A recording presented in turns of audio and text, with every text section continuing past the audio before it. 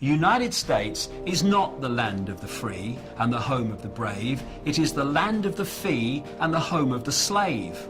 And more Americans are waking up to that fact, and hallelujah to that, because only if they do so and then act upon their new perception will they truly have any chance of living in a land that is anyway associated with freedom, and a land that makes a contribution to peace in the world, not a contribution to more and more slaughter, more and more conflict, and therefore more and more acquisition of people and land. The world is headed towards a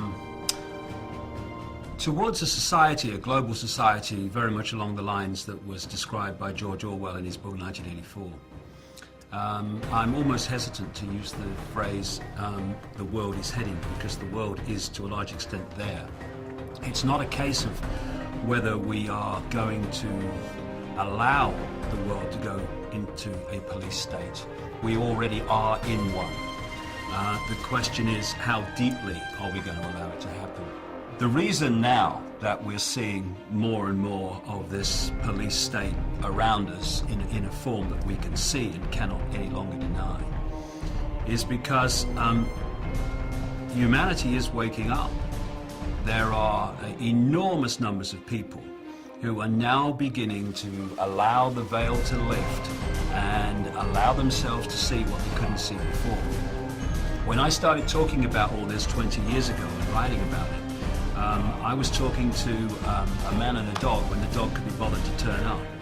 I was the nutter in Britain, the person people laughed at and dismissed.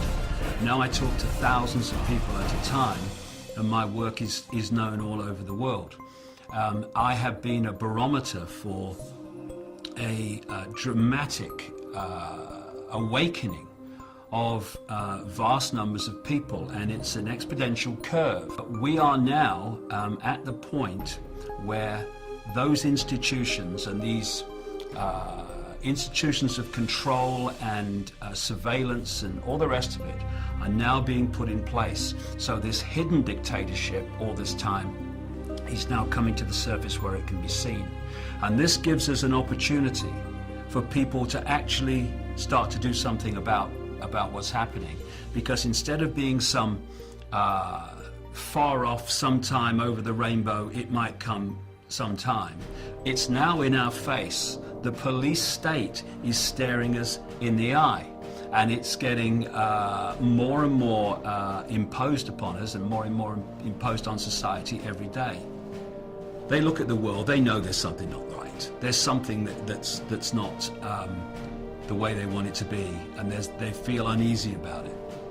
But they try to placate those fears, not by facing them, but by trying to find a way of making them disappear with words like, oh no, we would never allow a police state. Not in America, no, never allow a police state. Britain, never allow a police state. I wonder if they said that in Germany just a few decades ago. We'd never allow a dictatorship in Germany. We're a land of freedom. And look what happened. In a few short years, they had a grotesque dictatorship. And that's how fast it can come. From the Weimar Republic to the Nazi dictatorship in Germany by Hitler and company was a few years, not even a few decades. And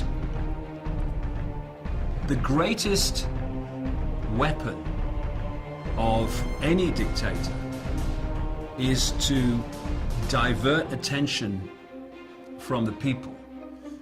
So they're looking the other way and allowing the dictatorship to be built and imposed and all the infrastructure put in place. So by the time they absolutely have to face reality, it's all there, it's all done. I'm sick of this, and I'll tell you why I'm sick of it. Because while these pathetic, naive people, despite all the evidence before them, are looking the other way, oh no, it's just paranoia. While they're doing that, They are allowing these people to impose their will on my children and my life, and I'm not having it.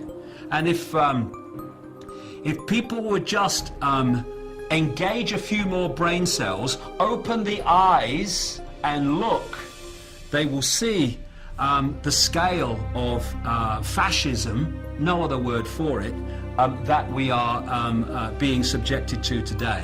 And if you don't wake up and you go on looking the other way, well, the fascism just gets more, and eventually it'll dawn on you, and by then it will be too late.